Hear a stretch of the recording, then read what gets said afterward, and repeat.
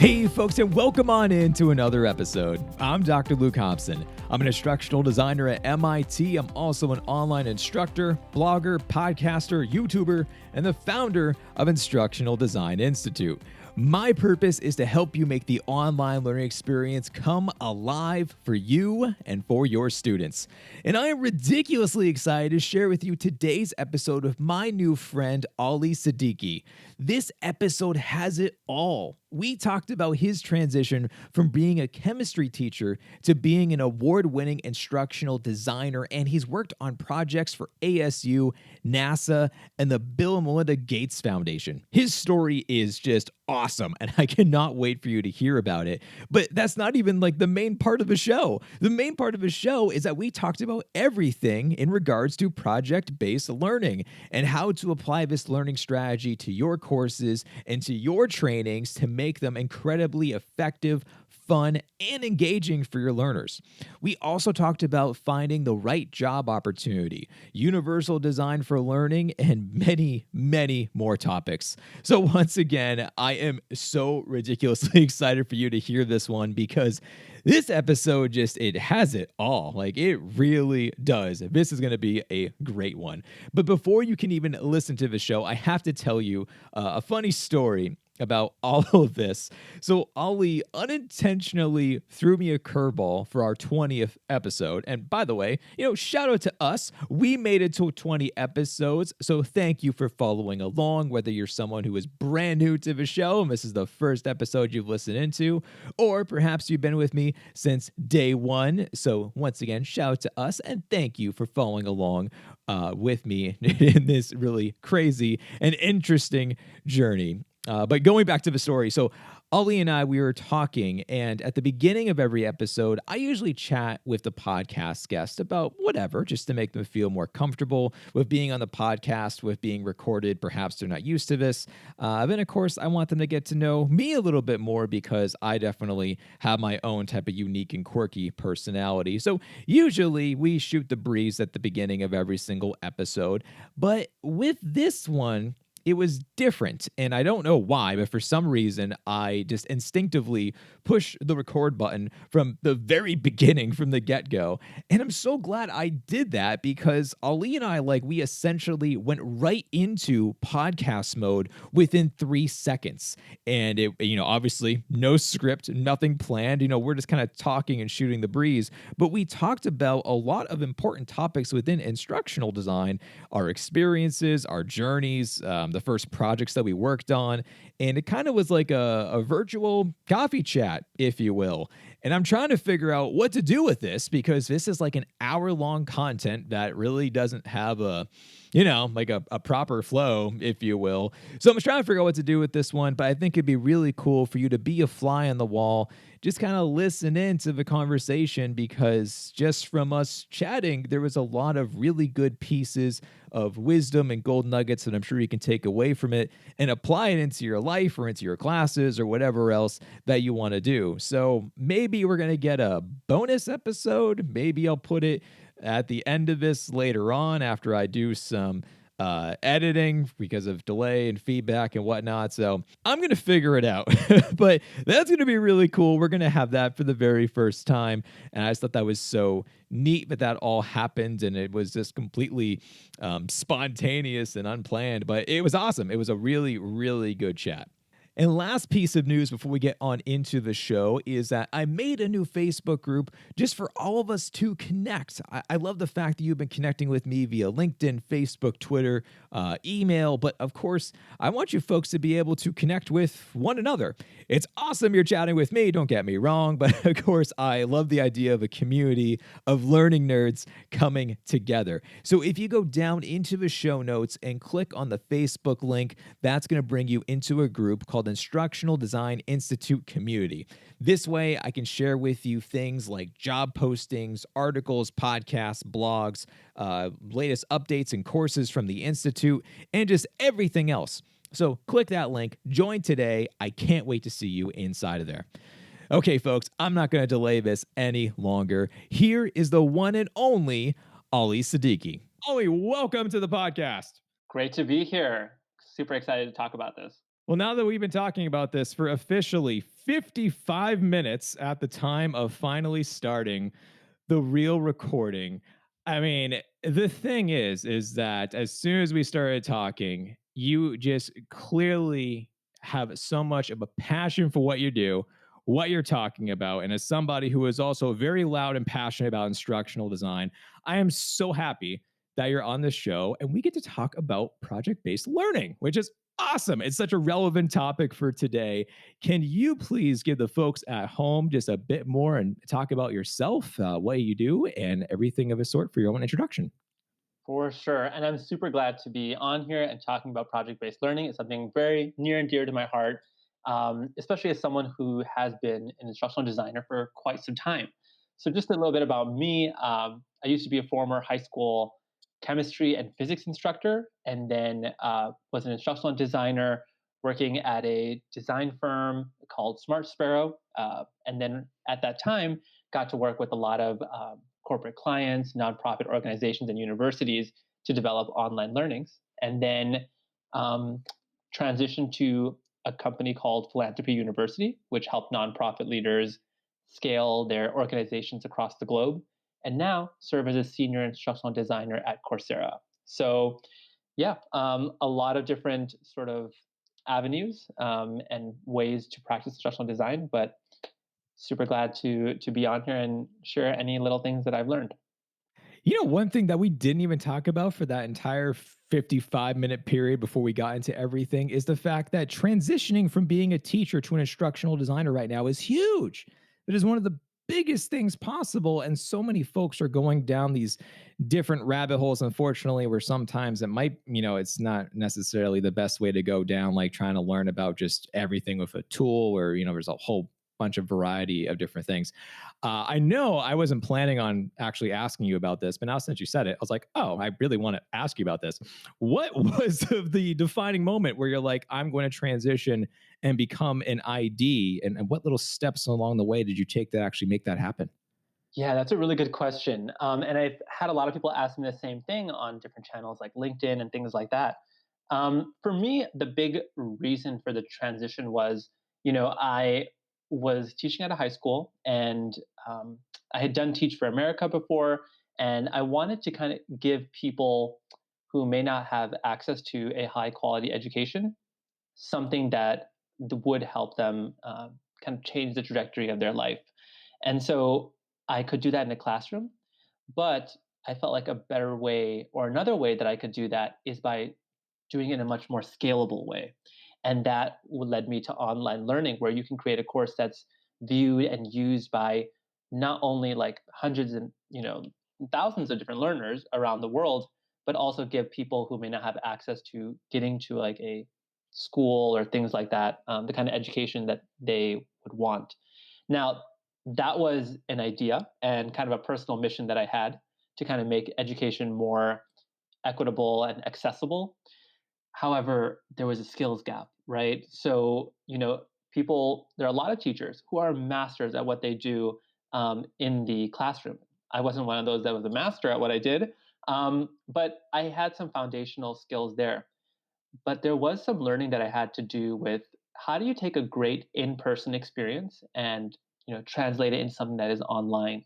And so some of the things that I did in that research phase between being a teacher and being a instructional designer was like learning about just researching other products, like how are people teaching online, what do these online programs look like, what do I like about a particular MOOC that I saw, and what don't I like? What could be better and what could not?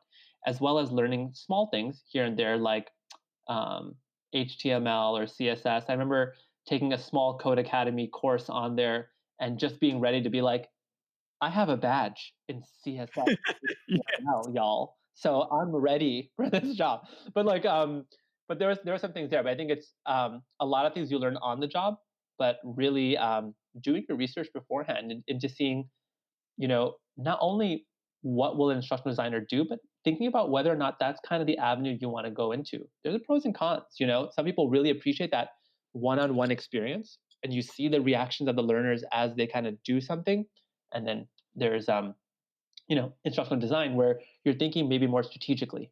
And so maybe that's something that you want to think more about as you kind of navigate that space between the two. It's so interesting that there are so many similarities with teaching because, of course, you are working, you're building towards creating this new knowledge. But at the same time, as an instructional designer, it is certainly more on the back end of things where it's this like, you are not now the person who's in front of a class and trying to do this. Now you're trying to think more of like, if I am not physically there, from behind the scenes, does this make an amazing learning experience for what I'm trying to create inside of this little bubble? It's really different, but is similar. So it's so fascinating to hear that that's the way that the world has gone from transitioning of having this group where I was reading an article the other day that talked about how one out of every five teachers in 2021 is projected to try to go into a new field. And for the most part, from what I've been seeing on Facebook, LinkedIn, and talking to people, I firmly believe that's going to be like all instructional design is where I think people are going to go. Hmm.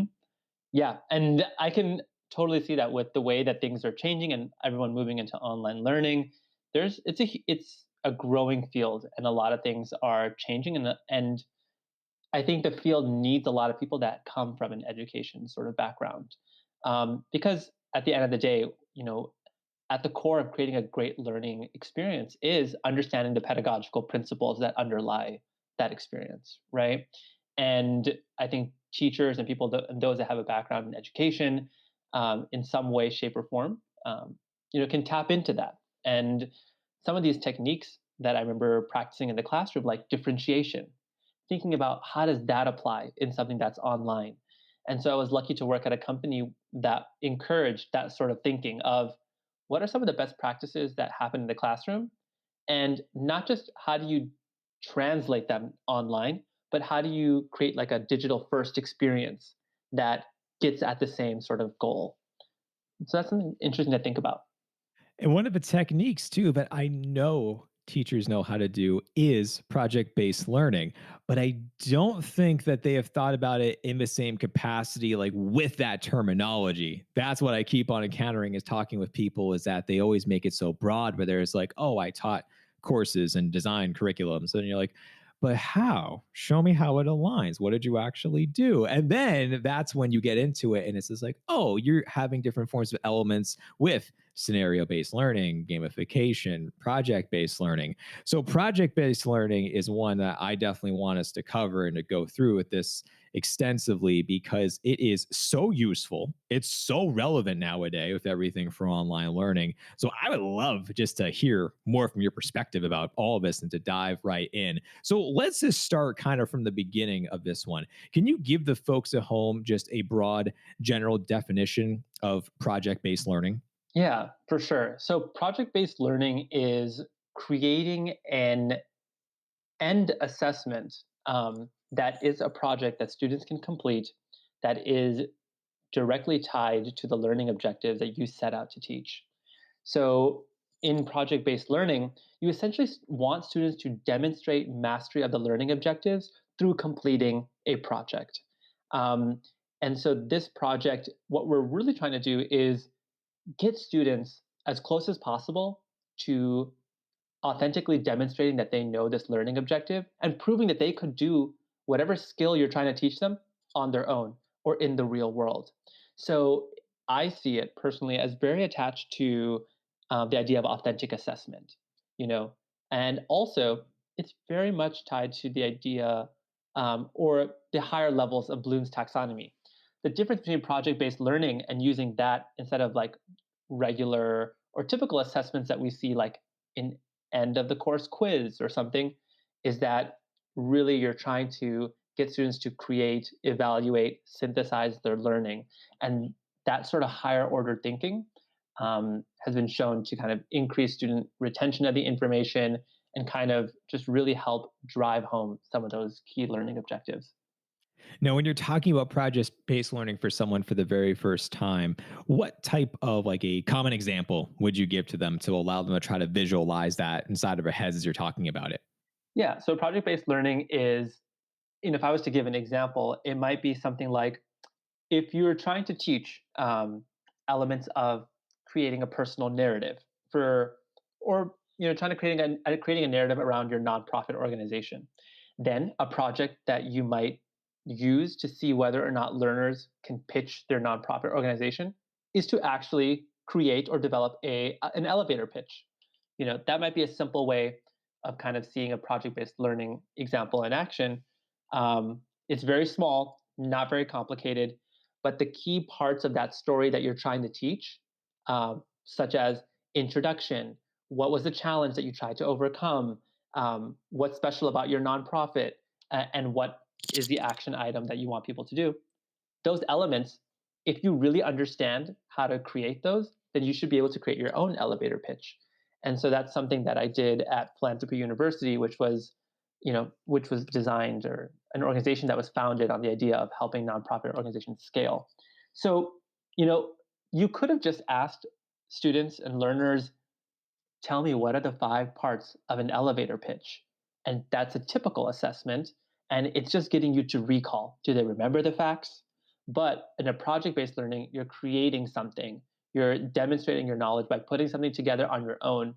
And that's why we would have students actually deliver their elevator pitch.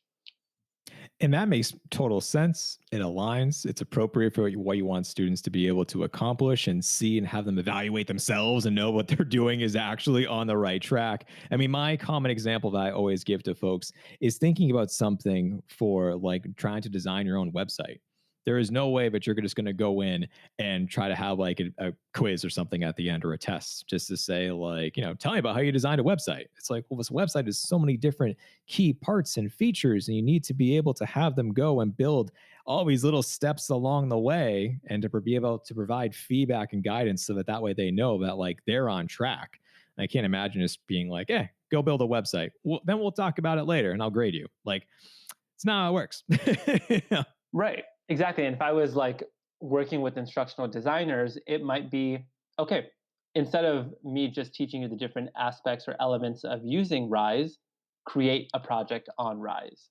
And so kind of having them demonstrate, you know, all those different things that you taught in action, having them kind of prove that they know it through doing it themselves. And that's incredibly powerful, because at the end of the day, you should always like ask yourself, what do I want students to walk away from this experience knowing or being able to do? And project based learning really helps find out whether or not they can do that thing. Sure does. It sure does. Is that why? Can we talked a lot of we talked about several different techniques before jumping on the phone call. But as far as for like your favorite technique, is that why project based learning is like one of your favorites? Definitely. A big part of how I design learning experiences is kind of using the UBD template, or understanding by design template. And one of the things I like most about that is the idea of enduring understandings. Like if there's just one or a couple of core things you want people to walk away knowing or being able to do, what would that be? And when I really think about what would prove that to me, it would be project-based learning, and that's what I like about it. I think you know a lot of times we try to create engaging experiences, but project-based learning, what it really does is it also makes the assessment something that's more enjoyable as well. Students aren't just taking a quiz, they're doing something, they're showing that they can do something. And a lot of times it allows them to express their creativity and bring in other things that they've learned into the project itself. That's why it's in when I was teaching in high school, it was a very common thing for teachers at a particular grade level to collaborate, like the math teacher, the science teacher, the English teacher, to collaborate together to design a project-based learning sort of curriculum, because it really allows students to tap into a lot more than just the core content. And so it creates an opportunity for some very creative thinking, and just very engaging. And I've found that through personal experience, the students enjoy that a lot. Those are always my favorite courses, to be honest. Like when I was going to school, it was always, and of course, at the time, whenever you're giving like the final rubric and like the guideline sheet, and they give it to you saying like you're going to do this final project, you're like, oh, I'm going to do this final project. Are you kidding? But then afterwards, now that I'm older and I think back to all the courses I took, I was like, those are the courses I still remember. it was it was doing project-based learning. I just didn't know what the terminology was, but to me, it was incredibly effective. That's right. And I remember practicing a lot of that as well in the classroom.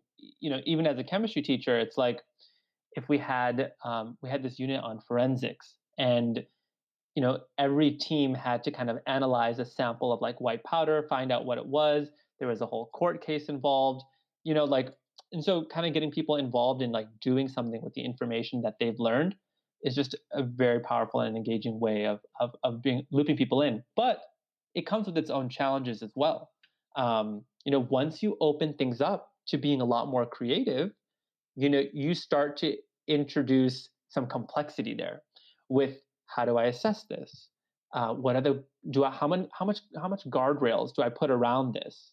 You know, and so for people who perhaps are new to using project-based learning in the online setting, they might wonder whether or not what this is something they can do, or whether it's something that's too complex. And I think that's something that is worth diving into as well. So let's totally dive into that one. So, what common mistakes do you actually see when folks are like just trying to figure out project based learning for the first time? And how can they avoid these traps and pitfalls? I think there are two really common mistakes. Number one is a very large scope.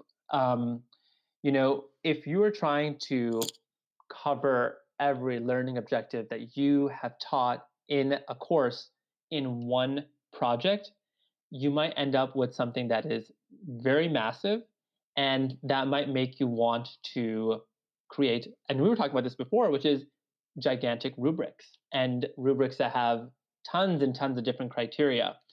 And I think the important thing is when you're thinking about project-based learning, let's start with like the enduring understanding. What do you want people to walk away with? What's the most essential sort of goal or outcome or learning objectives that you think that you know this project-based learning assessment would be good for? And hone in on that and come up with the idea from there. I think that's one of the biggest pitfalls, is just having too large of a scope. And secondly, I think another pitfall is people getting dissuaded from using project-based learning because it's too complex. They think that they need a lot of different technological tools, or you need a whole simulation, or it just gets it can really just get very complex very easily if you allow it to. And I think a good thing to think about there is what sort of ways can I use the tools that I already have to make project-based learning happen? And you'd be surprised. Maybe what you need is some like access to a Jamboard or a Miro board, a discussion board, and some like other ways for like students to communicate with one another, and you have the groundings for a great project-based learning experience. So those are two big things I would say are the biggest challenges for people who are new to project-based learning online. Uh, Too large a scope, and too um, too much a worry or anxiety about incorporating a lot of different tools. And I've absolutely witnessed both firsthand. That I've seen people freak out thinking, but they don't know how to use this tool. And then when they Google project based learning, they see this amazing, massive portfolio that has all of these crazy games and simulations and all these other things. And it's just like, whoa, whoa, whoa, like you don't need to do that. Like there are easier ways within your own platform that you can be able to become creative and then embed different things. It's like you don't have to go down this crazy rabbit hole. And for the folks at home, what we were talking about before we got on this call is that I have a friend right now who's working on a course, and the rubric for that course has 45 rows and columns. And he freaked out looking at this rubric saying, what am I doing? Like, I don't know what to do with this. There's no way on earth I can actually use this in a real course. But I have seen that many times, that as soon as someone is talking about project based learning, what ends up happening is you have these monstrous size rubrics because the person who you're either working with, like for the SME or the professor, whoever it is, or perhaps you are just guilty of it yourself, where you're like, there are all these different elements. How do I make sure that I am appropriately grading everything and that I'm not just losing track of different things as we're progressing throughout the course. Do you have any tips on how to avoid making these Goliath size rubrics for the final submission? Yeah. And I think a big thing over there is to really go back to your course outline and your course objectives, or even down to your lesson objectives, and figure out, okay, what are the key things that I want people to take away from this experience, and create rows or criteria in your rubric that align to your learning objectives, and try not to get so bogged down by things that may not be core to the learning experience. I think that's critical. I think another key thing to keep in mind is when you're assessing a project that does use project-based learning, um, be able to differentiate between what parts are kind of the connecting glue that make something a project, and what part is the actual learning outcome. And the color scheme that you use on a Jamboard or something, that might not be you know a key part of the learning. Um, how beautiful it is and things like that. It's like, you know, those might be great to have, but they're not essential to the learning experience. And I think that's key, is to really know what do you want people to get out of it, and that can be a really helpful way in trying to slice through um, some unnecessary parts of a rubric. Now, going and building off of that, in your opinion, do you find that the length of time is like a certain period of time in your head is one more effective compared to another? Because I think that's why that massive, huge rubric came into play, is that this was a super long course. So, because of that one, they built in however many millions of milestones along the way. And eventually it led to that monstrous final at the end. So, is there a length of time that, in your opinion, makes sense to do for short term versus longer? Yeah, I think depending on how you break down your course, if you're breaking it down into units, I would kind of do it in that sort of way. Um, it, to think that a project-based learning sort of assessment can happen only at the end of a course may make it much more difficult to actually come up with a project that's going to assess every single thing in that course. Whereas in a unit, it might be easier. And keep in mind that some topics they lend themselves better to being project-based learning sort of assessments, and some may not be. So don't feel like you have to use this technique um, at every in any given moment. Think about whether or not it is something that students can show their knowledge of through creating a project. That's what I would say. And again, it goes to the idea of like really decreasing the scope of what you're assessing in that project.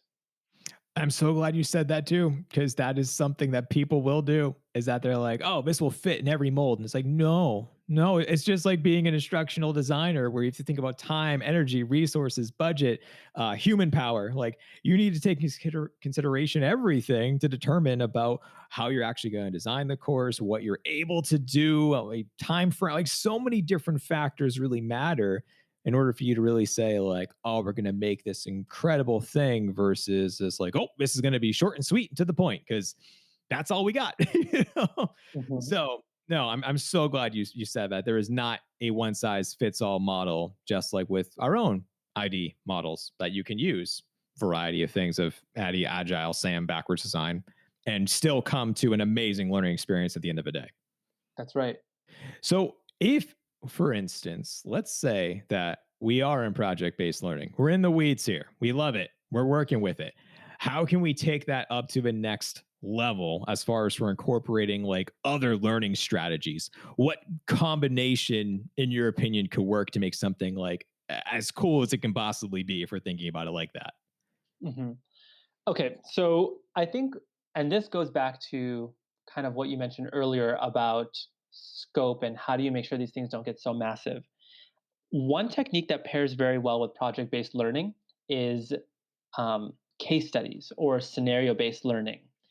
And the reason is because, for example, if you are teaching a course on project management, and the project may very well be work with your stakeholders to create a project plan, and create a timeline and things like that. Now, Here's the thing. If we're talking about authentic assessment, is creating a project plan really an authentic way of assessing whether or not they'd be able to manage a project? Because you might say, yeah, well, they're creating a project plan, they can manage a project. But managing a project is more than just creating the plan, it's actually seeing it through different phases. Now, you could have the project be create a project plan, but you could pair it with scenario based learning so that you can ask students, what would you do? Or, what would happen if XYZ happened down the line? How would you react to that? Or company X has this happen to their project plan. How would you respond? So, by pairing it with situation or scenario based learning examples or case studies, you're able to give a more comprehensive sort of assessment. Um, and it prevents you from having to create a project that expands across all different parts of the project management life cycle. And so that's one that I would highly recommend using and considering to use while working on project-based learning sort of approaches. I'm gonna get dizzy because I'm nodding so much as you're talking. Just FYI, if you see me just like pass out randomly, it's because I'm agreeing with you literally the whole time you've been talking. Because scenario-based learning, that is like near and dear to my heart. That is like my favorite learning strategy that I've been using for so many years. And one thing that I know you're gonna get a kick out of, so I gotta share it with you, is that we designed this course that was all about essentially leading innovation. How do you actually be able to go in and rapidly develop some type of a product within an organization? And we did the combination project based learning, scenario based learning, literally what you just said, and made it all together. But what was the coolest thing is that what I ended up putting into there actually happened in real life, and that wasn't planned. It was like, oh, I think this could be like an actual real hypothetical situation. Wasn't anticipating that it was going to really happen, where I asked the learners in this case to imagine themselves being an engineer working in a research and development lab. And because of everything that happened with the pandemic, the organization is basically giving you the green light to test out everything, every business model, every idea, just basically see whatever is going to work. And then for you to be able to create it, validate it, and see it all the way until launch. Then come to find out, of course, everything that happened with the pandemic, as every single organization out there has been trying new things, from different ways of membership models, subscription-based things, from DoorDash to Disney Plus to Hulu to you name it. But one in particular actually happened with a research lab for Coca-Cola, where because of the pandemic, there are no more live events, and almost all of Coca-Cola's revenue comes from live events. So because of that, the R&D lab was telling the engineers, try whatever, just give it a shot, be as innovative as possible, and try to make something that will eventually turn into a profit. And here's my scenario, was with this project that is like literally mapping out everything in real life. And I was reading an article about it where I was just like, hey, that really happened. It's like, and that's what these students went through to prepare for the real world. And that was just like fireworks moment of like, woohoo, we did it. Yeah, and having people thinking creatively in that sort of way is at the core of what this is all about, right? I mean, if you're able to have them do that, then you know that you are kind of pushing them farther than a regular assessment would. Oh, by far. What is your favorite example of project based learning? I know you have a lot. What is your favorite one if you had to pick one? Oh, that's very difficult to choose. If I was to pick my favorite example, I mean, I think one of the ones that was very interesting was a simulative experience. Now, this one is not very possible. It's not perhaps something that everyone could kind of just pick up and use. But my favorite one was working with NASA to create a unit on human anatomy and physiology. And so I did this at a company called Smart Sparrow. And essentially, as an instructional designer, what I was handed was three learning objectives. It was like um, something around like teaching it some aspect of like the skeletal system, the maybe muscular system, and one other like human body system or something like that. And I had to design a unit around this topic of human anatomy and physiology. And so what I did together with the team at Smart Sparrow was create a project, an online project where students would essentially get a team of 4 astronauts from the surface of Earth to Mars and back. And it was a very basic, you could call it simulation, but essentially what it was teaching students how to counteract the effects of microgravity in space through adjusting something as simple as diet plans and exercise plans. And so, to learn how to counteract the effect of microgravity on the bones, they had to learn about the skeletal system and what microgravity was doing to astronauts' bones. And then they learned how to counteract that through diet and exercise. And the same thing with the muscular system and cardiovascular system. And so that was my favorite example of project-based learning, not because it was very complex, but what we did was design a series of 13 mini lessons, each which taught students one small thing that could help them with this larger project, or this simulation, or getting this thing done. And I think that's a really important framework to think about when you think about designing your project based learning. Because if you're following backwards design, you're really thinking about, what do I want to teach? What is my assessment, or like this end goal, or this project, or what I want people to be able to do? And then constructing your learning experiences from there. And so this was a really good example of that, where we had this idea of this assessment of what we wanted students to learn about these different human body systems, and then developing all of our little mini lessons that would help them do that final project. And the great thing about it is that it really holds you to it, because if you don't create your lessons such that students can do the project, well, then the whole thing kind of falls apart. And so you have to be very sure that you're setting students up for success. And so it was a very interesting sort of unit. I think we did surveys on it. It was rated like students' most engaging and exciting sort of unit in that course. Um, and I think that was the most fun one to work on for sure. Um, yeah, and there was a lot of trial and error too. I was just going to say, and the beautiful thing is that you asked students about their thoughts around it. Did you like it? Was it relevant? What do you think? There seems to be this common, I don't know what to say about a different type of a fear or what. There's some apprehension around like asking students around how things went. What was your experience like? And that has been the most valuable thing I've learned about over my trial and error periods over the years, is just to talk to the students and say, like, hey, was this scenario relevant to you? Did this project actually help you in the real world? And perhaps you already have things planned out as far as for immediately talking to them at the end of a course, at the end of the week. Like you can go and dive into that level of detail, or you can do something like Kirkpatrick model, where you're asking them more about months down the road and trying to reevaluate and assess. And then when you get to hear those testimonials that like it clicked, it worked, I still remember that to this day, it was so helpful to me. That is when, as an ID, you're like, I did it. It worked. Exactly. Yeah, and I think checking in on students, as you mentioned, is really key. With every new part that you kind of introduce to students that will help them with the project, you always want to kind of do a formative assessment and find out, all right, well, did they, you want to check in and see, did they understand that, and would they be able to perhaps use it in the project? You don't want to wait till the very end and then see the project once and not provide any feedback along the way.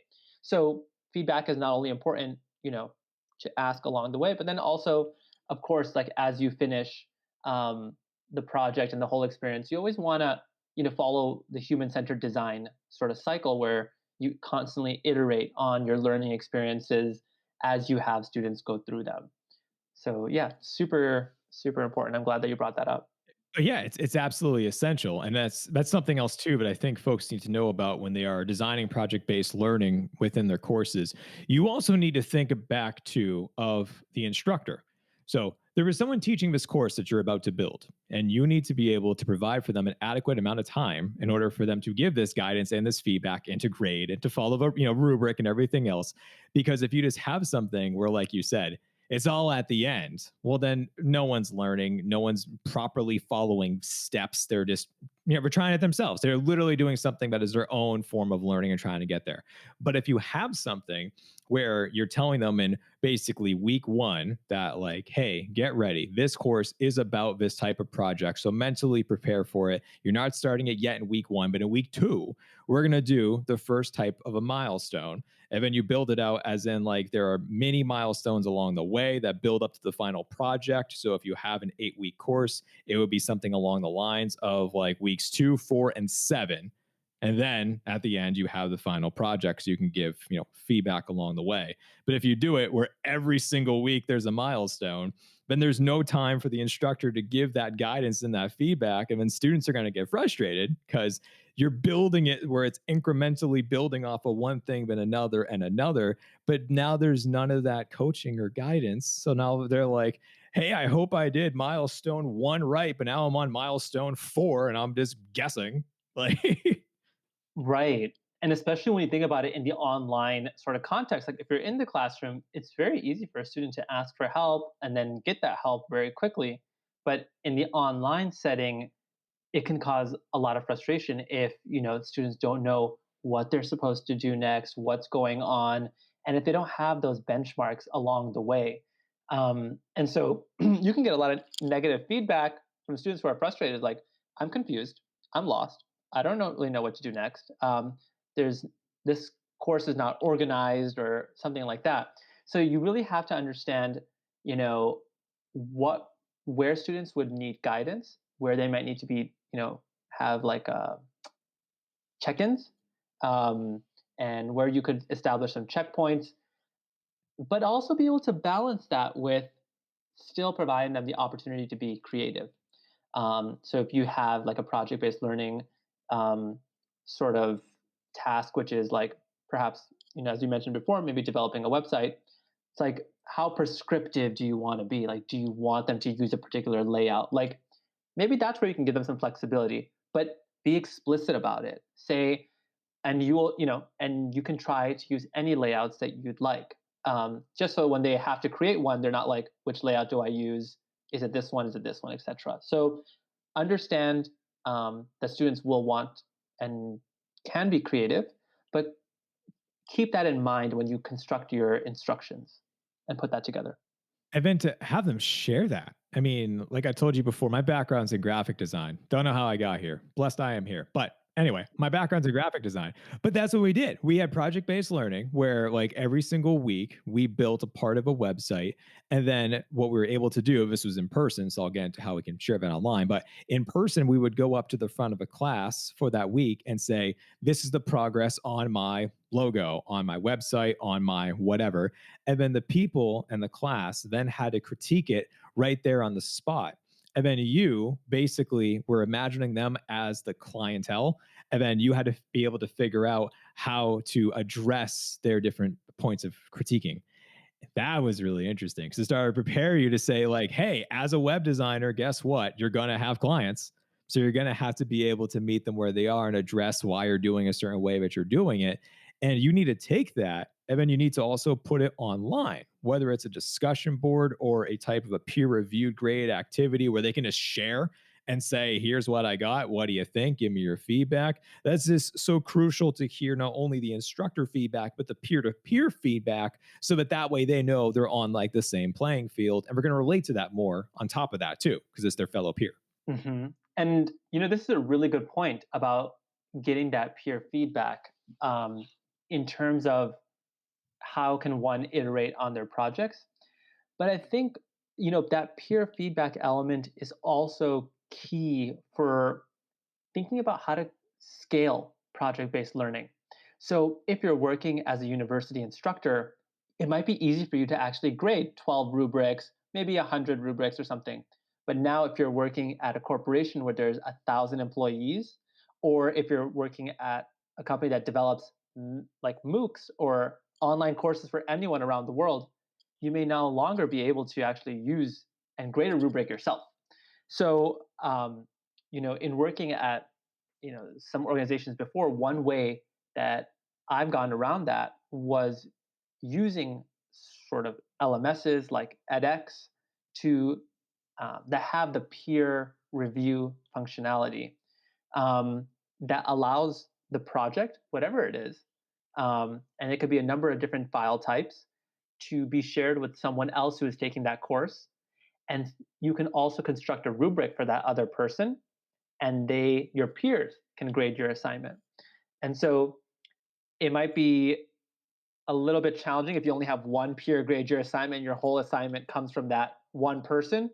But in a lot of these sort of LMSs, you can set the number of graders. So having three usually gives you a good sense of how that project is, if your rubric is designed appropriately and people can easily use it.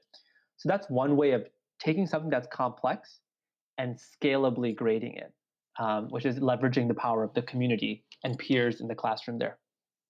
I have literally done that on my courses, even down to the number of reviewers of 3.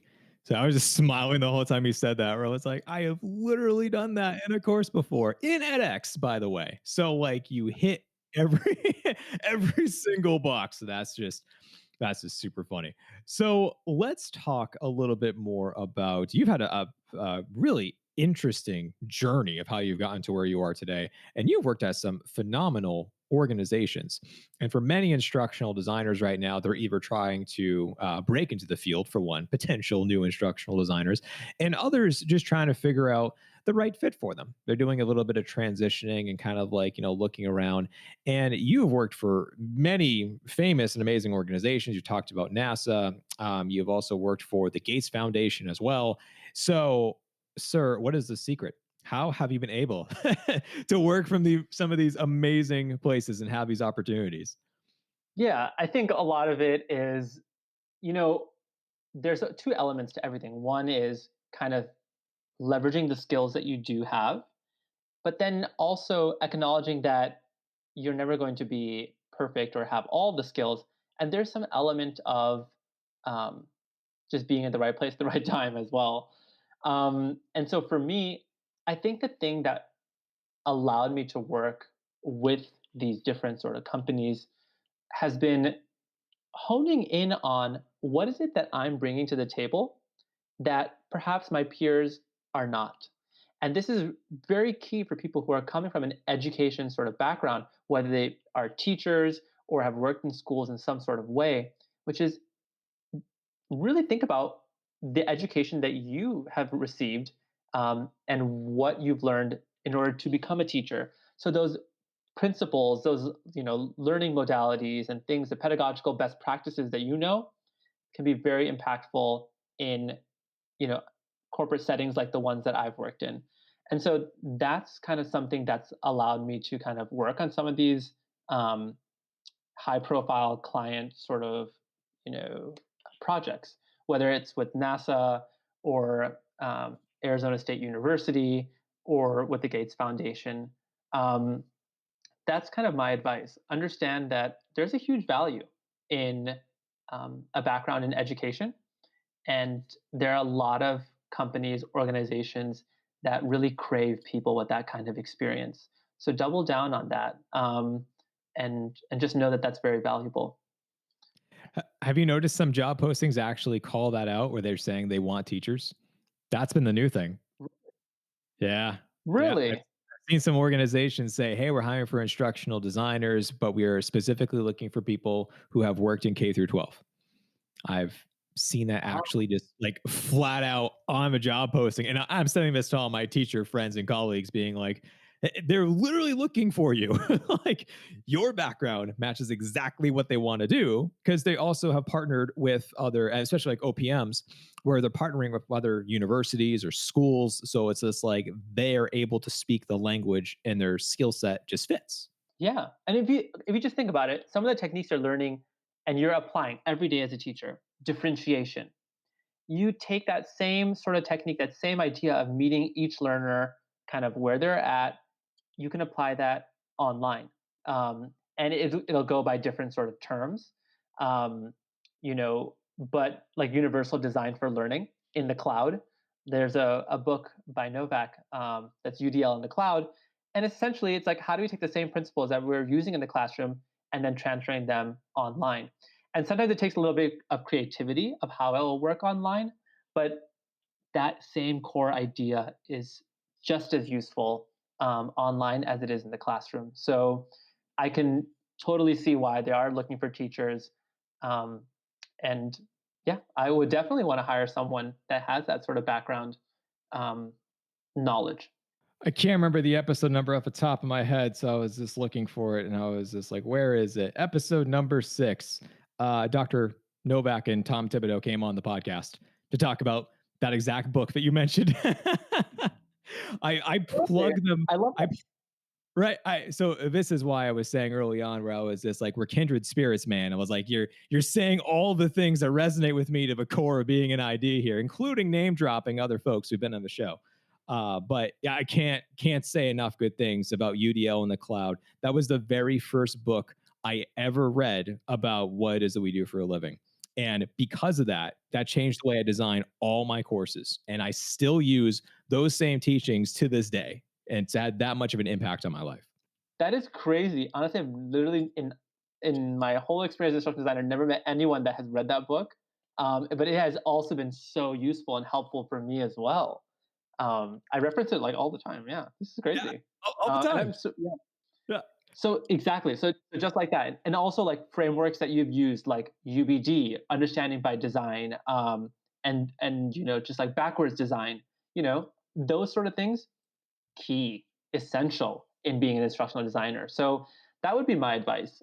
Really understand the value of the knowledge you're coming into the game with. And also, don't be afraid to learn these other skills that will make you a better instructional designer. And that's, you know, exploring the technological side or the technology side. Don't be afraid of doing that because as teachers or people who are interested in learning, I read this quote recently that was like, what makes a good learner or something. Someone asked someone else, what makes a good learner? And someone was like, someone who's not afraid to look like a fool.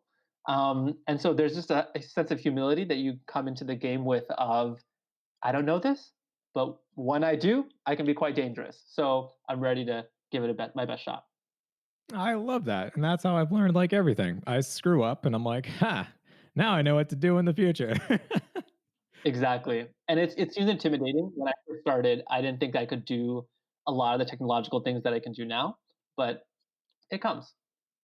It comes. And the other thing too, which I know we've talked a little bit about, is that if you are also able to learn a particular skill and then just take that as far as you can with that one, that is going to be far more valuable and transferable compared to any other type of skill. Where if you're trying to be someone who is this like, I need to learn everything, it's like, no, you don't.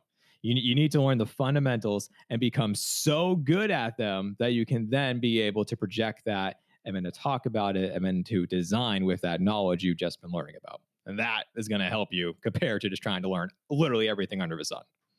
That's right. You can have an incredibly effective learning experience that does not utilize like six different technology, different tools that can just be really well constructed and very simple. But at the core of it, it's like, are students going to be learning this concept that you're trying to teach, and are they going to be engaged in that process? And to do that doesn't necessarily take the most complex tools out there. So if yeah, like you mentioned, if you know one tool, learn it well, um, and just make sure that the experiences that you're creating really meet the needs of your learner. And applying a human-centered design or a learner-centered design sort of process really helps with that. So I would recommend that as well. I love it. That was amazing. Well, you know what? I was going to say, I'm going to go into more things, but I will literally talk to you all night. There needs to be a cutoff point at some point in time. So I'm going to do some editing at the beginning here and try to weave in some of the other quotes that you dropped a few knowledge bombs early on that weren't recorded, but they were. They're not just in the show. So I'm going to figure out how to put more of you in here somehow, some way. Never done that before, but hey, it's the first time for everything, so I'm going to figure it out. So let me ask you the final question. For people to learn more about you, your work, and what it is that you do, where can they go to find you online, social media platforms, things of that nature? Yeah, I think for anyone that wants to kind of connect or learn more about my work, they can check out my LinkedIn page, send me a message. Um, yeah, What about your personal uh, website though? it is my first and last name .com, alisiddiqui.com. There you go. Perfect. Awesome. Well, Ollie, once again, thank you so much for coming on the show. This has been absolutely phenomenal. I cannot wait for folks to hear about this and then to make all their courses into amazing project based learning opportunities. So, hey, thanks once again for coming on the show. Of course. Well, that was it, ladies and gentlemen. What an awesome episode. Ali, thank you once again for coming on the show. It was so awesome, so impactful, just so many amazing takeaways from that entire episode. I would not be surprised at all to hear feedback from people saying that they're going to listen to this one like 2 times in a row because there's just so many different types of takeaways from that entire thing. So, hey, folks, be sure to connect with Ali via LinkedIn and check out his website. It has his portfolio, and many of you have been asking me about samples of portfolios of things to look at. His portfolio is awesome. It is a really well done portfolio. So give that one a look to check out and see an example for yourself. And if you like today's episode, give the show a 5-star review on Apple Podcasts or your podcast player of choice. And don't forget, subscribe to my YouTube channel. I am crushing YouTube in 2021. That is the goal. So far, I'm still sticking with it, and I enjoy it. I enjoy public speaking and interacting with you folks over there. So subscribe to the YouTube channel today, and be sure to check out Instructional Design Institute. If you are looking to take your ID skills to the next level, that is the place to do so. All the course content is relevant and revolves around taking what you know as far as for instructional design and really kicking it up a notch. Everything I've learned about from my career and my experiences, I put all inside of there for you. And of course, there's an amazing and awesome nerdy community who share their experiences about their ID journeys or trying to actually become an instructional designer and, everything else in between. So go ahead, give that one a try. There is a free trial for it as well for you too. So you can just actually try and see if it's right for you. But that, ladies and gentlemen, that is all I have for you today. So thank you once again for listening in. And of course, stay nerdy out there. And I'll talk to you next time.